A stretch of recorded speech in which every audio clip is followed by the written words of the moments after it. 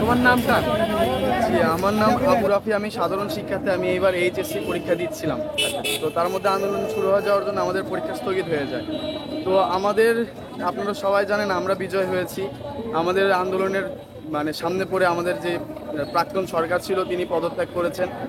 তো এই আন্দোলনের সুযোগ নিয়ে অনেক টোকাই জাতীয় যেসব ছেলেপেলে আছে তারা এই যে ভাঙচুর করেছে, লুটতরাজ করেছে, শহরে পরিবেশ নষ্ট করেছে।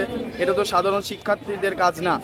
তো এই যে আপনারা দেখছেন ভাঙচুর অবস্থা হচ্ছে, রাস্তা পরিষ্কার। আপনারা সকলে জানেন সকাল থেকে আমাদের বগুড়াতে আমাদের সাধারণ শিক্ষার্থীরা এখানে শহর পরিষ্কার কর্মসূচি দিয়েছিল।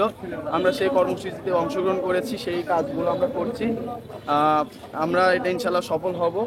আজকে সকাল থেকে আমাদের আপনারা যেহেতু জানেন সরকার নেই, সেহেতু পুলিশও নেই, আমাদের ট্রাফিকও কাজ করছিল না। সকাল থেকে বগুড়াতে সাধারণ শিক্ষার্থীরা তারা প্রচুর পরিশ্রম করে তারা এখানে ট্রাফিক সামলিয়েছে, শহর পরিষ্কার করেছে। ইতিমধ্যে জানি যে জলস্রোতগুলো পুরোপুরি পরিষ্কার হয়ে গিয়েছে। আমরা পুলিশ প্লাজার শুনেছিলাম কালকে ধ্বংসযজ্ঞ হয়েছে। পুলিশ প্লাজাতে অনেক শিক্ষার্থীরা কাজ করছে, ওখান থেকে যেসব ভাঙাচোরা কাজ ছিল সেসব পরিষ্কার করা হয়েছে।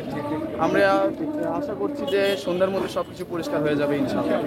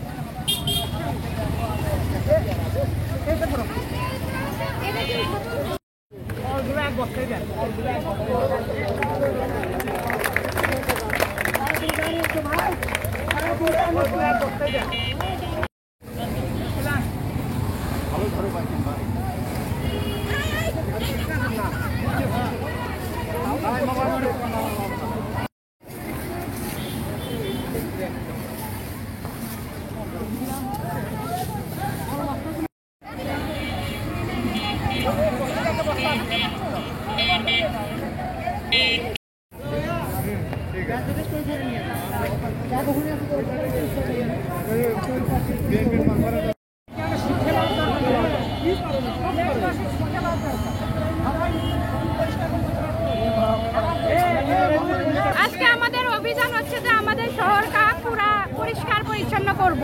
আর আমাদের শহর আমরা এখন আমাদের সরকার নাই, পদত্যাগ করছে। এখন আমাদের দায়িত্ব আমাদের শহর পরিষ্কার পরিচ্ছন্ন রাখা।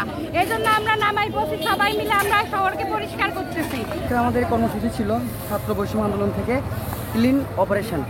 আমরাই তো দেশ স্বাধীন করলাম, আমরা হাতে অস্ত্র ধরেছি, লাঠি, অস্ত্র বলতে লাঠি, যাই হোক দেশটা তো আমাদের কারণে অপরিষ্কার ছিল। আমরা পুরো জনতাকে বোঝাতে চাই যে ছাত্ররা প্রয়োজনে যেন বিক্ষোভ করতে পারে, তেমনই প্রয়োজনে আপনার শান্তি বজায় রাখতে নিজের হাতে ঝাঁটা ধরতে পারে, সব কিছু দেশটাকে পরিষ্কার করতে পারে।